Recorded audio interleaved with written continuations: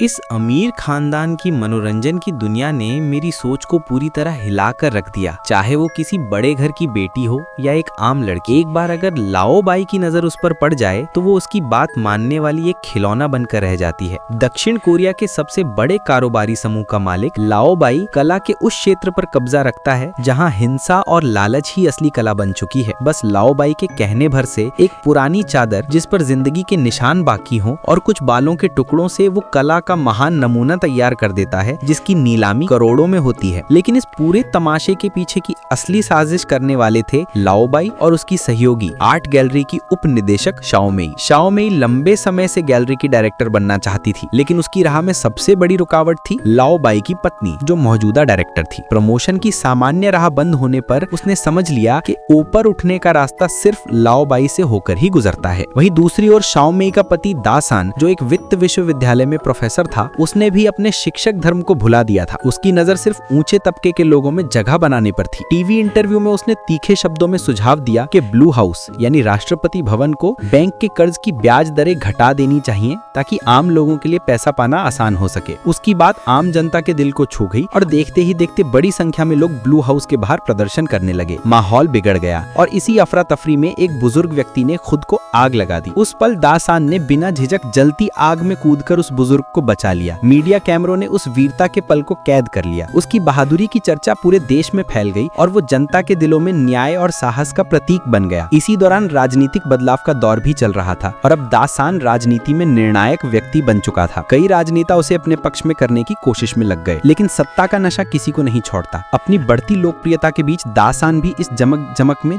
जाल में फंस गया और एक रात नशे की हालत में उसने शाओ मेई के साथ हदें पार कर दी। वहीं दूसरी ओर शाओ मेई का करियर संकट में पड़ गया। गैलरी की डायरेक्टर यानी लाओ बाई की पत्नी अब उस पर शक करने लगी थी। अपनी स्थिति बचाने के लिए शाओ मेई के पास फिर से सिर्फ एक ही रास्ता बचा था, लाओ बाई से मदद मांगना और इस बार किसी भी हद तक जाकर अपने हालात पलटने की कोशिश करना।